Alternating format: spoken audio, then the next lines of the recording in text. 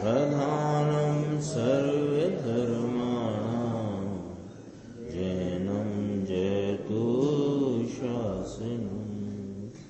मैं नमो तीर्थनायक को, नमो ओंकार वाणी को, नमो उन कुंद प्रभु को जिन्होंने ओंकार धारण किया। अहो उपकार जिनवर का, कुंद का दिव्य वाणी का, जिन कुंद ध्वनि दाता उनका हान स्वामी का।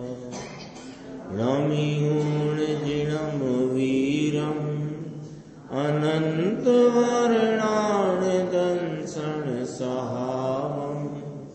भोक्ष्यामि नियम सारम केवली शुद्ध केवली भणिदम।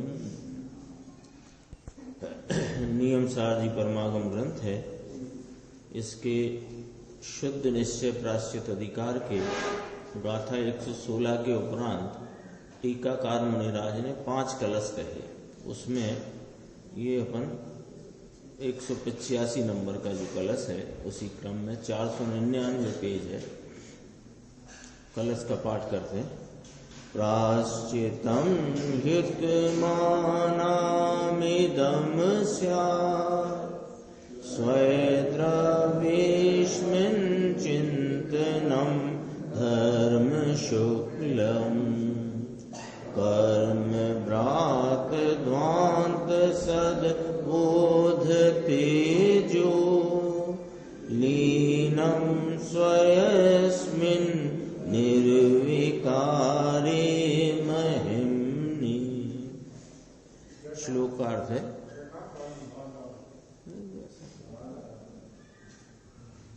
जो प्रायश्चित नाम प्रायः चित्त, यही अपनी व्याख्या चल रही है प्रायश्चित की। प्रायः चित्त माने प्रचुर पने चित्त नाम उपयोग का लीनता उग्रता से लीनता का परिणाम, इसका नाम है प्रायश्चित। यहां से जो प्रायश्चित यानी जो स्वरूप की उग्रता, उसको कहा कि वह प्रायश्चित इस स्वद्रव्य का, इस अपने त्रैकालिक ध्येय स्वरूप आत्मा का धर्म और शुक्ल रूप चिंतन है। चिंतन नाम ध्यान है, नीचे लिया है। धर्म ध्यान और शुक्ल ध्यान, ये जो स्वद्रव्य चिंतन वह प्रायश्चित है। नीचे फुटनोट है। तो पहली पंक्ति में क्या कहते हैं कि जो प्रायश्चित माने चित्त नाम उपयोग की प्रचुरपने स्वद्रव्य में लीनता है, वह धर्म ध्यान है और वह शुक्ल ध्यान है। यानी स्वरूप में लीनता वह धर्म ध्यान है और लीनता की उग्रता वह शुक्ल ध्यान है। तो वह ध्यान अथवा वह प्रायश्चित, यानी इसमें 2 बात स्पष्ट हो गई कि अन्य किसी के प्रति लगता हुआ उपयोग या कि चित्त वह धर्म ध्यान नहीं है। धर्म ध्यान तो सिर्फ अपना चैतन्य त्रैकालिक महापदार्थ, उसमें लगती हुई जो उपयोग की वृत्ति, उसका नाम धर्म ध्यान और उसकी उग्रता वो शुक्ल ध्यान, और इस ही को प्रायश्चित कहते हैं। यहाँ व्याख्या ये आई ना। देखो अब कहते हैं कि ये प्रायश्चित कैसा है कि जो कर्म समूह के अंधकार को नष्ट करने के लिए सम्यक ज्ञान रूपी तेज है। क्योंकि ज्ञान को प्रकाश की महिमा है, वो उपमा है। प्रकाश स्वरूप है ना, ज्ञान प्रकाश स्वरूप है, तेज स्वरूप है। तो यह सम्यक ज्ञान रूपी तेज है जो कर्म समूह को अंधकार करने वाला है, अंधकार का नाश करने वाला है ना। जो कर्म समूह के अंधकार को नष्ट करने के लिए सम्यक ज्ञान रूपी तेज है। और कहते हैं जो अपने निर्विकार महिमा में लीन है वह प्रचुर पने उपयोग की वृत्ति निर्विकार महिमा में लीन है। निर्विकार महिमा माने निर्विकल्प स्वरूप अपना चैतन्य पदार्थ, वह निर्विकार महिमा है, क्योंकि इसी की तो महिमा है, निर्विकल्प स्वरूप महिमा है इस चैतन्य भगवान की। तो कहा जो अपने निर्विकार महिमा में लीन है, ऐसा यह प्रायश्चित, ऐसा यह धर्म शुक्ल ध्यान, ऐसा यह सम्यक ज्ञान रूपी तेज, वह वास्तव में उत्तम पुरुषों को होता है। अब यहाँ क्या कहा? उत्तम पुरुष कहा। तो उत्तम पुरुष में मुनि भी आए, सम्यक दृष्टि भी आए। यहाँ लिया है अर्थ गुरुदेव श्री ने। उत्तम के सामने क्या आएगा? जगन्य। तो जगन्य के दो अर्थ, एक तो उस ही भाव में, जगन्य भाव में परिणमित चौथे गुणस्थान पांचवें गुणस्थान वाले धर्मात्मा वे जगन्य कहलाते हैं। और ये सबके ही धर्म ध्यान है, सबको ही धर्म ध्यान है ना। चौथे गुणस्थान वालों को भी, पांचवें गुणस्थान वालों को भी, और मुनिराज छठवें सातवें गुणस्थान वालों को धर्म ध्यान होने से ये सब उत्तम पुरुष में गिनना, जगन्य में गिनना अज्ञानी मिथ्या दृष्टि। तो जगन्य के दो अर्थ बने, एक अज्ञानी को जगन्य कहते हैं ज्ञानी की अपेक्षा, और मुनिराज आदि उत्तम आराधकों की अपेक्षा चौथे पांचवें गुणस्थान वाले आराधकों को जगन्य आराधक कहते हैं। दो अर्थ बने। उत्तम पुरुष शब्द लिया ना,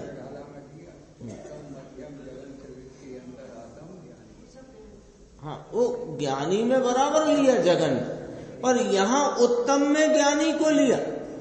जो उत्तम, मध्यम और जगन्य अंतर आत्मा है वे सब यहाँ उत्तम पुरुष है, और अज्ञानी मिथ्या दृष्टि वो जगन्य है। ये वाला अर्थ है यहाँ पर। क्यों ऐसा अर्थ क्यों निकालते हो? क्यों निकालते हो ऐसा अर्थ? जबकि छेडाला में और अन्य स्थान पर तो ये कहा अंतरात्मा के तीन भेद, उत्तम, जगन्य और मध्यम। मध्यम को गौण कर दिया, उत्तम जगन्य की बात करते हैं। तो यहाँ ऐसा अर्थ क्यों निकालते हो? अरे यहाँ धर्म ध्यान उत्तम पुरुष को होता है ऐसा कहा, तो धर्म ध्यान नहीं है क्या? चौथे गुणस्थान वाले है तो उत्तम मिलेंगे। यहाँ क्या कहा है? स्वयं द्रव्य का धर्म रूप शुक्ल रूप चिंतन है। तो धर्म ध्यान है कि नहीं चौथे गुणस्थान वाले को? यहाँ कहा है कि धर्म ध्यान रूपी वह प्रायश्चित उत्तम पुरुषों को होता है। तो उत्तम पुरुष में आ गए चौथे गुणस्थान वाले ज्ञानी धर्मात्मा भी। तो फिर जगन्य कहाँ हुआ? यहाँ की अपेक्षा, यहाँ की अपेक्षा अज्ञानी मिथ्या दृष्टि जगन्य है। ये वाली बात है। देखो नीचे गुरुदेव श्री का व्याख्यान। वैसे तो यहां से ले लेते हैं अपन 500 पेज से। 500 पेज पे 1.5 पंक्ति के बाद देखो, धर्म ध्यान में शुद्धता थोड़ी है, शुक्ल ध्यान में अधिक है। बाकी दोनों ही शुद्ध है। धर्म ध्यान शुद्ध है, यह मोक्ष मार्ग के अधिकार में है ना। चिंतन करते हैं ये शुभ धर्म ध्यान, शुभ परिणाम रूपी धर्म ध्यान, धर्म बरम ये नहीं। अब यहां थोड़ा समझना, इसी में चिंतन शब्द लिया। यहां चिंतन का अर्थ है ध्यान। कौन सा ध्यान? धर्म ध्यान और शुक्ल ध्यान। तो धर्म ध्यान शुक्ल ध्यान का विषय कौन लेंगे? स्वयं आश्रित परिणाम ही तो धर्म ध्यान होगा। तो यहाँ विषय भी यह स्वयं द्रव्य अपना चैतन्य महापदार्थ, और जो इसके संबंध में वाचक के आलम्बन से होता चिंतन, वाचक के आलम्बन से होता चिंतन अथवा प्रशस्त निमित्त देवगुरु शास्त्र का चिंतन, वह व्यवहार धर्म ध्यान है। उसको भी चिंतन कहा। वह विकल्पात्मक चिंतन, वह विकल्पात्मक चिंतन व्यवहार धर्म ध्यान, वह धर्म वर्म होता नहीं। वो प्रथम दो ध्यानों में जाता है, आर्ध ध्यान। ये धर्म ध्यान और शुक्ल ध्यान की बात चलती है। देखो आगे बढ़ते हैं अपन। स्वयं द्रव्य का धर्म और शुक्ल रूप चिंतन। चिंतन यानी एकाग्रता। एक चिंतन कहते हैं विकल्पात्मक वृत्ति को, किसी विषय के संबंध में उस बहिर्मुख वृत्ति या परावलंबी वृत्ति में मन के अवलंबन से विचारों की जो धारा है उसे चिंतन कहते हैं। वो विकल्पात्मक चिंतन है। और ये यहाँ जो चिंतन कहा स्वयं द्रव्य का धर्म और शुक्ल रूप चिंतन। चिंतन यानी एकाग्रता, चिंतन यानी इसका विकल्प करना, चिंता करना, ये नहीं लेना यहाँ पर है। फिर कहते हैं कि जो कर्म समूह के अंधकार को नष्ट करने के लिए सम्यक ज्ञान रूपी तेज है। सूर्य का प्रकाश होता है, अंधकार का नाश होता है। एक ही कार्य है और वहां पर दो विवक्षा खड़ी हो जाती है, क्योंकि प्रकाश होते ही अंधकार का नाश होता है। ऐसे भगवान आत्मा सम्यक ज्ञान का तेज है। जितना तेज प्रगटे उतना राग का नाश हो जाता है। जितनी इस ज्ञान स्वरूप ज्ञायक भगवान की एकाग्रता और स्थिरता बढ़ती जाती है, उतनी अस्थिरता रूपी राग नाश होता जाता है। राग के नाश का और कोई उपाय है क्या? कि अन्य कोई उपाय तो है ही नहीं, जिनागम में कहा ही नहीं, एक ही उपाय। जितना तेज प्रकटता है उतना राग का नाश हो जाता है। कर्म समूह के अंधकार को नष्ट करने के लिए सम्यक ज्ञान रूपी तेज है और जो अपनी निर्विकार महिमा में लीन है। गुरुदेव श्री कहते हैं शब्द कम पढ़ते हैं जानो, यानी मुनिराज पद प्रबलधारी देव एक एक गाथा के ऊपर अपने भावों की अभिव्यक्ति करना चाहते हैं तो उनको शब्द कम पड़ते हैं। निर्विकार वास्तव में जो अपनी निर्विकार महिमा, क्यों कि वस्तु निर्विकारी है। यह वस्तु विकार रूप अवस्था के परिणमन काल में भी निर्विकारी है। तो विकार अवस्था को और अवस्था के भाव को गौण करके एक इस निर्विकारी तत्व की महिमा में लीन जो उपयोग की परिणति है उसी को ध्यान कहना, और वही जो है वह निर्विकार महिमा में लीन होने से वह उस क्या क्या नाम था इसका, कर्म समूह के अंधकार को नष्ट करने वाली है। और कैसी है? अपने स्वरूप निर्विकार स्वरूप की महिमा, क्योंकि ये स्वरूप ही निर्विकारी है। निर्विकारी वस्तु है इसकी महिमा, उसकी महानता लक्ष्य में लेकर के भिन्न होए विकार से भिन्न पड़कर अपनी वर्तमान उपयोग दशा अवस्था धारा को इस निर्विकार वस्तु में योग रूप करते हैं, जोड़ देते हैं। उस जोड़ रूप जो परिणति की धारा है वह ध्यान है, धर्म ध्यान है, उसी की उग्रता शुक्ल ध्यान है।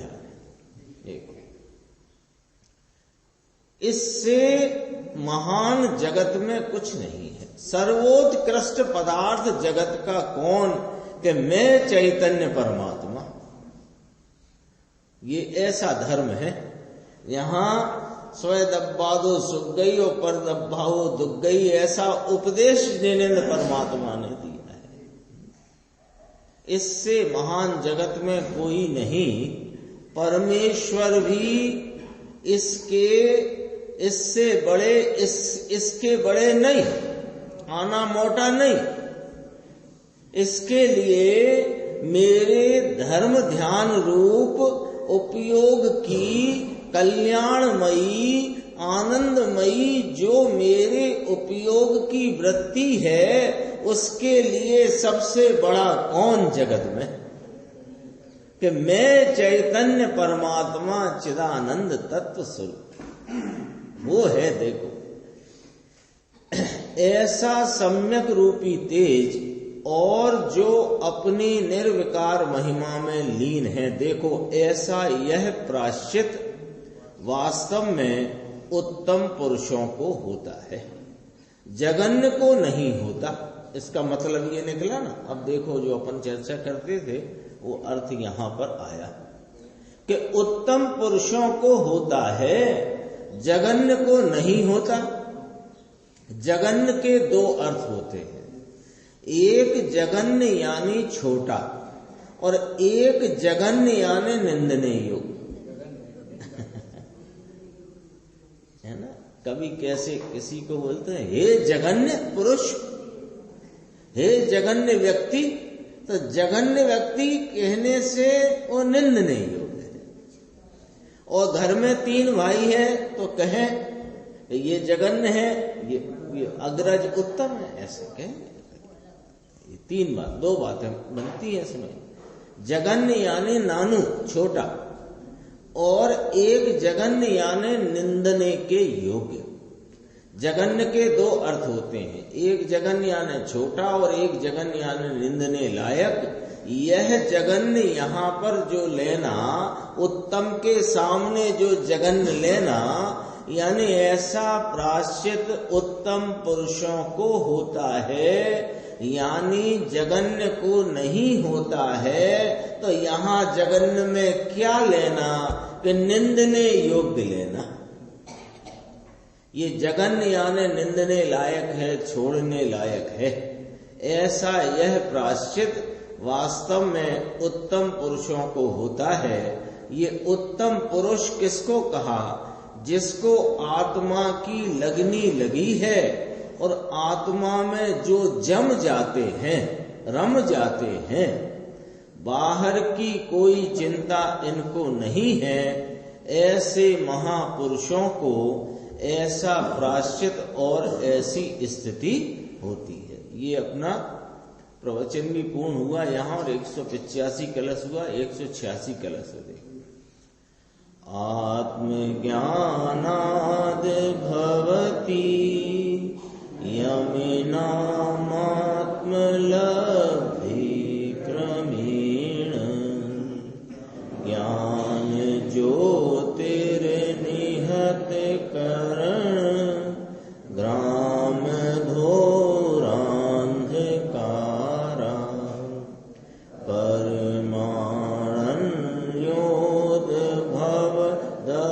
शिखा जाल का नाम जस्त्रम प्रध्वंसेस्मिन् सम जलमयी मां सुधाराम वमन्ति।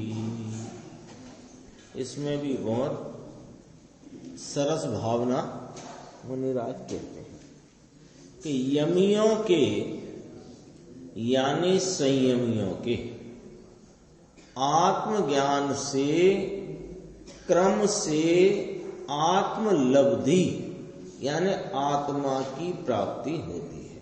क्या कहा है देखो, किसको होती है, कैसे होती है और क्या होती है। 3 बातें आई। किसको होती है कि संयमियों को होती है। संयमी किसे कहना कि जिसने अपने चैतन्य स्वरूप को पहचान कर उसकी अनुभव और श्रद्धान प्रतीति के द्वारा उसमें लीनता और उसकी एकाग्रता की है, उस एकाग्रता में वे उग्रता से प्रवर्तन करते हैं, वे संयमी हैं। अन्य किसी को संयमी कहा नहीं जाता। तो वे ही संयमी हैं जो बाह्य में संयम आदि है, बाह्य में यत्नाचार पूर्वक प्रवृत्ति करते हैं, 5 समिति आदि का पालन करते हैं, वे संयमी नहीं हैं। अरे वे संयमी कहे जाते हैं इस संयम के कारण। व्यवहार संयम के कारण संयमी नाम नहीं होता। जब इस स्वरूप को अनादि से जिसका भान नहीं, उस स्वरूप का भान होने के उपरांत उसमें श्रद्धान भान होने के बाद उसमें एकाग्रता और उसकी उग्रता जब परिणमित हुई है, उसका नाम संयमी है। इनको जो बाह्य में संयम है वो व्यवहार संयम नाम पाता है। तो पहले संयमी कौन है, ये 3 बातें आई ना, यहाँ बात 3 आई। क्या प्राप्त होता है, कैसे प्राप्त होता है, किसको प्राप्त होता है। तो अभी बात आई किसको होता है कि संयमियों को होता है। संयमी का अपन ने विचार किया। अब बात आई कि क्या प्राप्त हो, कैसे प्राप्त होता है कि आत्मज्ञान से प्राप्त होता है। किसी प्रकार की रागादि वृत्ति से, कषाय की मंदता से, भक्ति व्रत उपवास से प्राप्त नहीं होता है। काय से प्राप्त होता है, आत्मज्ञान से प्राप्त होता है। आत्मज्ञान का अर्थ क्या लेना कि जो आत्मा ज्ञान में जानने में आई, उस आत्मा को ही जानते रहने रूपी ध्यान, उसका नाम है आत्मज्ञान। तो आत्मज्ञान से क्रम से मतलब ज्यों-ज्यों स्वरूप के जानने रूप ध्यान की एकाग्रता बढ़ती जाती है, त्यों आत्मा की प्राप्ति प्रत्यक्ष होती जाती है। ऐसा यहाँ कहना है। देखो, आत्मलब्धि माने आत्मा की प्राप्ति होती है। फिर कहते हैं कि जो आत्मलब्धि से आत्मा की प्राप्ति रूप ज्ञान ज्योति द्वारा इंद्रिय समूह के घोर अंधकार का नाश किया है। यहाँ क्या कहा, घोर अंधकार का नाश किया। घोर अंधकार किसको कहा यहाँ पर कि इंद्रिय समूह। यह इंद्रिय समूह से क्या मतलब है, इंद्रियों के आलम्बन निमित्त में वर्तती हुई जो उपयोग की दशा है वह अंधकार रूप है, घोर अंधकार है। मुनिराज की अपेक्षा बात चलती है तो कहते हैं कि जितना उपयोग 6वें गुणस्थान की भूमिका में बहिर्मुख रूप से वर्तता है वह सब घोर अंधकार रूप है। उसका नाश कौन करता है कि स्वरूप लीनता वाला जो आत्मज्ञान है यानी आत्म ध्यान है, उसके द्वारा इस इंद्रिय समूह के घोर अंधकार का नाश होता है। इंद्रियों को अंधकार क्यों कहा, अपन तो ये नेत्र ज्योति कहते हैं और वहां अंधकार कहा। नेत्र ज्योति कहते हो तुम ये बाहर के पदार्थों को देखने के तरफ से, यहां तो कहते हैं बाहर देखने में ही अंधकार है, क्योंकि अंदर महाप्रकाशमान यह चैतन्य सूर्य विराजता है। इसमें जो उपयोग लगता है बस वही इंद्रिय समूह के घोर अंधकार का नाश करता है। कलश गंभीर है, इसलिए गुरुदेव श्री ने पिछले श्लोक के प्रवचन में कहा था कि शब्द थोड़े पड़ जाते हैं, कम पड़ जाते हैं, ऐसी बातें हैं। देखो फिर कहा कि जो आत्मलब्धि, यानी यहां अपन मुनिराज के संदर्भ से क्या लेना, आत्मलब्धि का अर्थ आत्म प्राप्ति। आत्म प्राप्ति माने स्थिरता की वृद्धि, स्थिरता की वृद्धि। तो वृद्धि स्थिरता उग्रता है ना स्वरूप की, तो उसमें स्थिरता बढ़ती हुई है। तो कहते हैं जो आत्मलब्धि कर्म बन से उत्पन्न भवरूपी दावा नल की शिखा जाल का, यानी शिखाओं के समूह का नाश करने के लिए उनके ऊपर, उस अग्नि के ऊपर सतत शम जलमयी धारा को झड़प से छोड़ते हैं, बरसाते हैं। कितनी क्या कहा, कौन की बात चल रही है? पहले तो प्रायश्चित की। प्रायश्चित किसे कहा? प्रचुर पने चित्त नाम उपयोग की स्वरूप में लीनता, उसका नाम प्रायश्चित है। वह कैसा है? तो कहा कि वही आत्मलब्धि रूप है ना। स्वरूप को संयमियों के आत्मज्ञान नाम ध्यान से आत्मलब्धि, आत्मा की प्राप्ति होती है। उस आत्मलब्धि कर्म बन से उत्पन्न भव रूपी, कर्म बन से उत्पन्न भव रूपी, ये भव परिभ्रमण चल रहा है अनादिकाल से, इसमें निमित्त कर्म है, तो उसे कर्म बन से भव रूपी ऐसा कहा। ये भव रूपी जो कुछ है, ये भव का परिभ्रमण रूप जो भाव है, ये कैसा कहा कि दावा नल की शिखा जाल। दावा नल माने, अनल माने अग्नि, और जंगल के जंगल जला डाले ऐसी प्रचुर प्रचंड अग्नि। वो प्रचंड अग्नि जब जल रही हो, पूरे वन के वन जब जल रहे हैं, तो उनके जो वृक्षों के ऊपर वह अग्नि की वो जो क्या कहते लपटें उठ रही हैं। उन लपटों को नाश करने के लिए बताओ आपके पास क्या साधन है? कि पानी डालो, पानी। तो यहां स्वरूप की एकाग्रता में उत्पन्न जो शांति और आनंद का भाव है, वह सम जलमयी धारा है। स्वरूप की एकाग्रता से उत्पन्न होता हुआ, परिणति में उपजा हुआ जो शांति, वीतरागता और आनंद की धारा बह रही है मुनिराज को, वह सम जलमयी धारा है। उसे झड़प से छोड़ते हैं।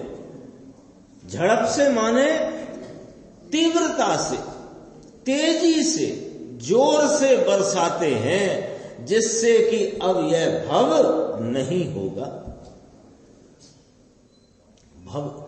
भव रूपी अग्नि जल रही है, उसकी लपटें उठ रही हैं, उसे कौन बुझाए? इस भव से कौन छुड़ाए कि अब भव ही ना हो? कि स्वरूप की एकाग्रता, इस चैतन्य परमात्मा में लगती हुई उपयोग की परिणति, वृत्ति, एकाग्रता का जो परिणमन है, उसमें उपजता है शांति, वीतरागता और आनंद की धारा।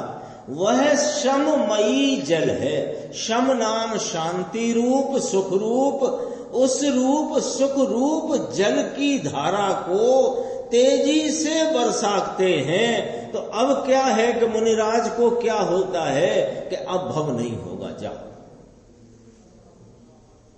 अभी 5वें काल के मुनिराज हो आप, भरत क्षेत्र में, यहां आप इस आत्मा की आराधना में संलग्न हो, तो आप कैसे कहते हो भव नहीं होगा? कि हमें नहीं होगा। जाओ, हम देखते नहीं ना, तुम देख रहे हो। तुम देख रहे हो तो तुम उसमें उलझो, हम तो देख ही नहीं रहे। ऐसी बात, ये क्या है? अमृतचंद्र आचार्य हुए, ये लियो मोक्ष अधिकारी हम खड़े हैं। ये स्वयं कहते हैं भावी तीर्थ आदिनाथ है। ये कोई अंदर में इस स्वरूप चैतन्य महापदार्थ जगत के सर्वोत्कृष्ट पदार्थ को जिसने अपने कब्जे में ले लिया है, उसे फिर काय की फिक्र, काय की चिंता।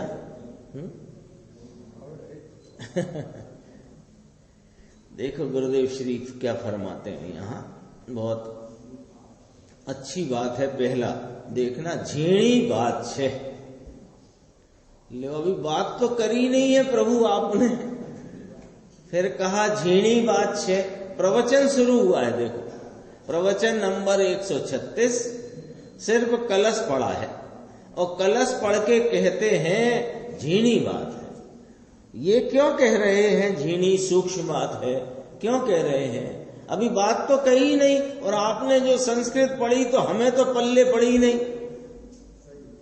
तो आपने ये सूक्ष्म बात क्यों कही? भैया शांति से उपयोग इधर उधर हो तो हम पहले ही तुम्हें आगाह करते हैं कि अब जो बात कहने जा रहे हैं वह सूक्ष्म है, तो उपयोग को, चित्त को जरा एकाग्र करके सुनना। देखो क्या कहते हैं यहां, कहते हैं कि संयमियों के, तो संयमी किसको कहना ये अभी खबर ना मिले, अभी तो पता नहीं लगता कि संयमी कहना किसे। ये सबसे पहली चीज है कि नहीं, जिन्हें हम अपना आदर्श बनाएं, जो हमारे इष्ट रूप हों। परमेष्टि में आते कि नहीं आते आचार्य उपाध्याय साधु? तो जो हमारे इष्ट हैं, जो हमारे आदर्श हैं, वे उनका क्या स्वरूप है ये पता रहना चाहिए कि नहीं रहना चाहिए। कहते हैं जिसको आत्मज्ञान हुआ होए, आत्मा राग और पुण्य के विकल्प से भी जुदा है, ऐसा जिसको आत्मज्ञान और आत्मदर्शन हुआ होए, यह जीव जब संयम में यानी कि स्वरूप में लीन होता है। ले साहब सुनो, मुन्ना लाल जी भाई साहब देखो क्या कहा है। जिसको आत्मज्ञान हुआ हो, संयम की पहली शर्त, जिसने घर पत्नी पुत्र छोड़ दिए हैं, वो संयम की शर्त नहीं है। संयम की शर्त, क्वालिफिकेशन किसको कहना संयमी? कि जिसको आत्मज्ञान हुआ हो। आत्मज्ञान हुआ हो का तात्पर्य क्या?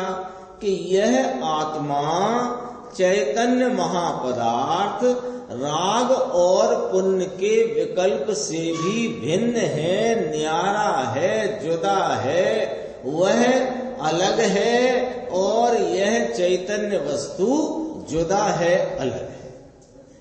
ऐसा जिसको आत्मज्ञान और आत्मदर्शन हुआ हो, यानी पुण्य पाप के विकल्पों से भी रहित, अपना ज्ञाता दृष्टा आनंद नित्यानंद स्वरूप अपने उपयोग में संचेतन रूप होकर के उसकी आप रूप प्रतीति हुई हो, उसको कहते हैं आत्मज्ञान और आत्मदर्शन।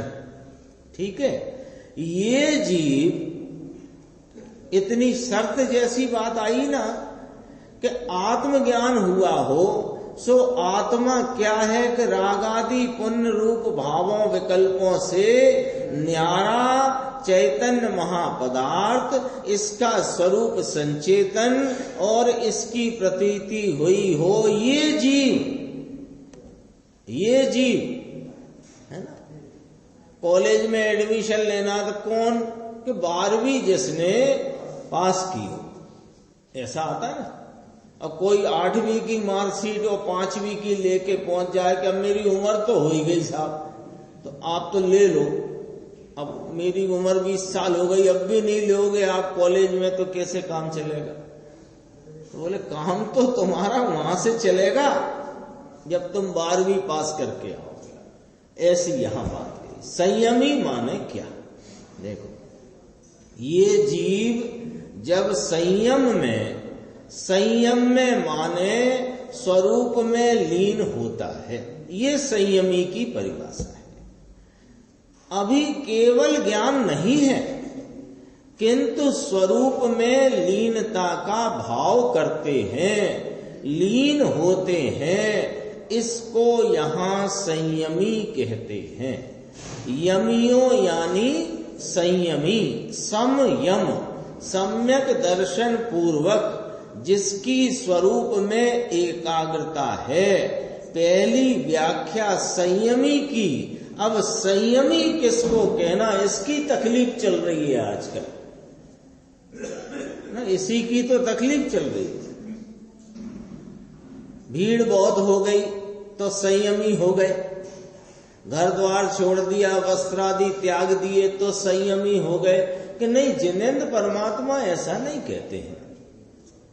तुमने अपने मन में ऐसी जो कुछ कल्पनाएं करी हो वो तुम जानो।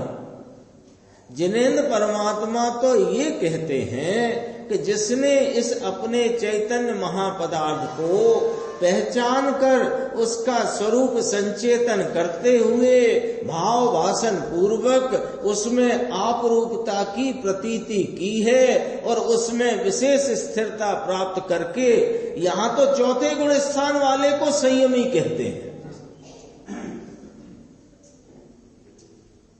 और फिर जितनी जितनी स्थिरता प्राप्त होती है उतना उतना संयम उसका बढ़ता जाता है।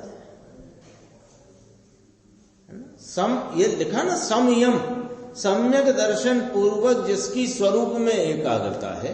तो स्वरूप चरण चारित्र है कि नहीं चौथे गुण स्थान वाले, तो संयमी है कि नहीं? तो वो तो व्रतादि की अपेक्षा अविरति कहा, पर स्वरूप की अपेक्षा तो स्वरूपाचरण चारित्रवंत है। कितनी अपेक्षाएं, कितना हिसाब, लेकिन हिसाब से मिलना चाहिए ना। भले भाई अपने रोज का हिसाब किताब बहुत होता हो, रोज भर जाते हो, पर मिलता है क्या? मिलना तो चाहिए ना।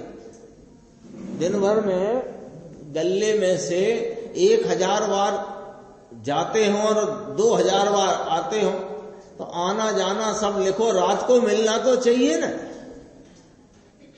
मिलाए बिना कैसे चलेगा? ये वाली बात है। नीचे देखते हैं, देखो अभी गुरुदेव श्री फरमाते हैं, एक तो पहले सम्यक दर्शन प्रकट करना, तो इसका उपाय पहले जानना चाहिए। पहले तो ये उपाय जानना चाहिए कि सम्यक दर्शन प्रकट हुए बिना संयम नाम का कोई भाव प्रकट हो सकता नहीं है। तो सम्यक दर्शन कैसे प्रकट हो, इसका उपाय जानना चाहिए। आत्मा उपाय बता भी रहे हैं, ऐसा नहीं है कि जानना चाहिए तो कोई दूसरे क्लास में भेज रहे हैं कि नहीं, यही सुनो। आत्मा आनंद स्वरूप, अतीन्द्रिय ज्ञान और शांत अकषाय स्वभाव, शांत त्रिकाल शाश्वत वस्तु है। ये तुम हो, ये हम हैं, ये जगत का प्रत्येक जीव यूं है। इस प्रकार है कैसा? आनंद स्वरूप, अतीन्द्रिय ज्ञान, शांत अकषाय स्वभाव, शांत त्रिकाल शाश्वत वस्तु है। ऐसा निर्णय करके इसका प्रथम अनुभव, इसका अनुभव होकर प्रतीति होना, इसका नाम तो अभी सम्यक दर्शन है। और यह सम्यक दृष्टि जीव यमी संयमी होता है। आत्मा में अंदर रमने में आनंद का प्रचुर वेदन करता है। अतीन्द्रिय आनंद का प्रचुर वेदन, बहुत घना वेदन करता है। चौथे में है थोड़ा वेदन है, 5वें में इससे थोड़ा विशेष है, 6वें में उससे विशेष है, 6वां आया कैसे, 7वें पूर्वक, ये नहीं भूलना है। ऐसे जो प्रचुर आनंद के वेदन से आत्मलब्धि प्राप्त होती है, इसमें बाहर के सब व्यवहार का साधन फाधन, इसकी तो बात ही नहीं ली लो। आत्मा त्रिकाली शाश्वत शांत स्वरूप अकषाय स्वरूप ज्ञाता दृष्टा वस्तु है, इसका निर्णय करके इसकी आपरूपता प्रतीति करना और इसमें स्थिरता करना, ले बस हो गया। तो यही मोक्ष मार्ग है और इसी का फल मोक्ष है। और बाहर के साधन वादन की कोई व्यवहार की बात नहीं ली, क्योंकि उससे होता नहीं है। होता तो हम जरूर कहते। देखो, ये दया दान व्रत भक्ति पूजा आदि का भाव तो पुण्य है, ये कोई धर्म नहीं है और धर्म का कारण भी नहीं है कि इससे धर्म होए अथवा ये धर्म का कारण होए।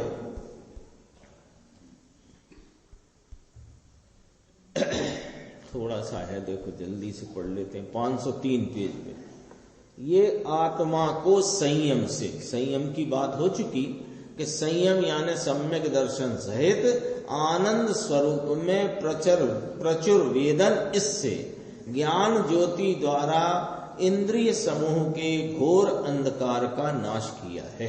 ये वाली बात हो गई ना। अब अपन आगे मिलाते हैं इसको 504 पेज पे।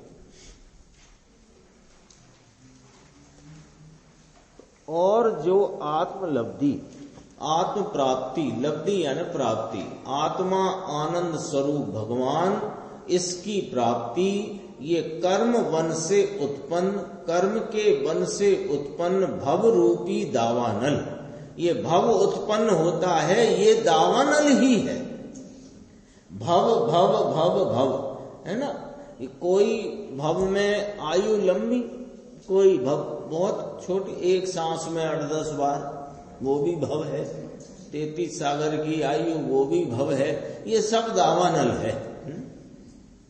ये भव उत्पन्न होता है, ये दावानल है। दावानल तो सब समझते हैं ना, जंगल में लगने वाली आग, दावानल। स्वर्ग का भव, ये भी करोड़पति अरबपति मनुष्य का भव, देव का भव, कहते हैं भव रूपी दावानल है। वहां भव में तो कषाय और मिथ्याद की अग्नि सुलगती है। ये दावानल की शिखा जाल, दावानल की शिखा, ऐसे दावानल खूब ऊंचा हो, वृक्ष हो ना जंगल के, वो उपमा दी है, तो उसकी लपटें बहुत ऊंचे ऊंचे तक फैलती हैं, वो दिखाई देती है। शिखा झबक झबक सुलगती होए। ऐसी शिखाओं के समूह का नाश करने के लिए उसके ऊपर, उस अग्नि की लपटों के ऊपर सतत यानी भव के भाव के ऊपर, भव का भाव वह अग्नि है, कषाय है, इसके ऊपर धर्मी जीव ने शिखा जाल माने उस अग्नि की लपटों का नाश करने के लिए उनके ऊपर सतत शम मल जयी धारा को तेजी से छोड़ते। शम जलमयी समता वीतरागता, ये कहां से ले आए आप? कि आत्मा के अवलंबन से हुई आत्मलब्धि की वीतरागता, ये आत्मा की वीतरागता की लब्धि द्वारा शम जलमयी धारा को तेजी से छोड़ते हैं, धीरे धीरे नहीं, तेजी से छोड़ते हैं तो वह धारा, वो अग्नि बुझ जाती है, यानी अब भव होगा नहीं। ऐसी बात इस कलश में कही। शेष अपन आगे की